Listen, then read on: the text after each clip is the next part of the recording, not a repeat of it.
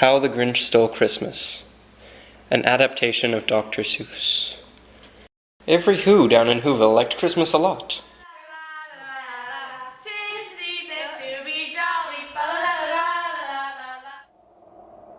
But the Grinch, who lived just north of Whoville, did not. The Grinch hated Christmas, the whole Christmas season. Now please don't ask why, no one quite knows the reason. It could be that his head wasn't screwed on quite right. It could be perhaps that his shoes were too tight, but I think that the most likely reason of all may have been that his heart was 2 sizes too small. But whatever the reason, his heart or his shoes, he stood there on Christmas Eve hating the Whos, staring down from his cave with a sour, grinchy frown at the warm lighted windows below in their town. For he knew every Who down in Whoville beneath was busy now hanging a mistletoe wreath. And they're hanging their stockings. Tomorrow is Christmas. It's practically here. I must find a way to stop Christmas from coming. For tomorrow he knew all the Who girls and boys would wake up bright and early. They'd rush for their toys, and then... Oh, the noise! Oh, the noise, noise, noise! That's the one thing he hated. Then the Whos, young and old, would sit down to a feast. They would start on Who pudding and rare Who roast beast, which was something the Grinch couldn't stand in the least. And they'd feast, and they'd feast, and they'd feast, feast, feast, feast! And then they'd do something he liked least of all. Every Who down in Whoville, the tall and the small, would sing all their hearts out to the one that they call the Savior, the Servant, the King of them all. They'd sing and they'd sing. And they'd sing, sing, sing! I must stop this whole thing. Why, for 53 years I put up with it now. I must stop Christmas from coming. But how? Then he got an idea. An awful idea. The Grinch got a wonderful, awful idea. I know just what to do. What a great Grinchy trick. With this coat and this hat, I'll look just like Saint Nick. All I need is a reindeer. If I can't find a reindeer, I'll make one instead. What did you think? I'd staple it to his head? Come on, Max, let's go! By now they're in bed! All their windows were dark, quiet snow filled the air. All the Whos were all dreaming sweet dreams without care, when he came to the first house in the square. This is stop number 1. These stockings are the first thing to go. Then he slithered and slunk, with a smile most unpleasant, around the whole room, and he took every present. And he stuffed them in bags, and the Grinch very nimbly stuffed all the bags one by one up the chimney.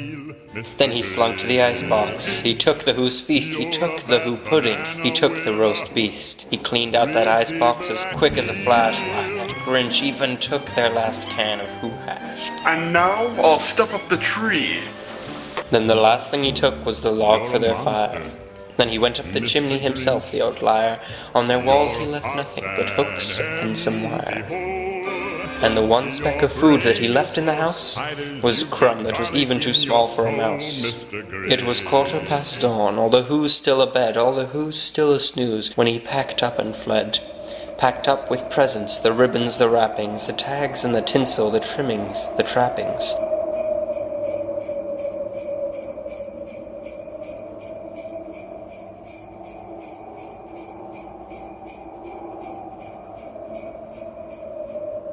Pooh to the Who's! They're finding out now that no Christmas is coming. They're just waking up. I know just what they'll do. Their mouths will hang out a minute or two. Then all the Who's in Whoville will all cry, boo-hoo! Now that's a sound I simply must hear. So he paused, and the Grinch put a hand to his ear, and he did hear a sound rising over the snow. It started in low, then it started to grow. But the sound wasn't sad. Why, this sound sounded merry. It couldn't be so, but it was merry. Very. He stared down at Whoville. The Grinch popped his eyes, then he shook. What he saw was a shocking surprise. Every Who down in Whoville, the tall and the small, was singing, without any presents at all. He hadn't stopped Christmas from coming. It came. Somehow or other, it came just the same. How could it be so? It came without ribbons. It came without tags. It came without packages, boxes, or bags. The Grinch got a wonderful idea. Maybe Christmas doesn't come from a store. Maybe Christmas, perhaps, means a little bit more. Then a small girl shuffled her shoes. She took a step out and looked at the Whos. This little girl named Cindy Lou Who shouted so loud that the Grinch could hear too. "'Tis the birth of a savior, a king and a friend. 'Tis the birthday of one who came heaven sent. Christmas will always be such a joyful thing, to remind us all of our one true king." And what happened then? Well, in Whoville they say that the Grinch's small heart grew 3 sizes that day, and the minute his heart didn't feel quite so tight, he whizzed with his load through the bright morning light. And he brought back the toys and the food for the feast, and he himself, the Grinch carved the roast beast. Leifin.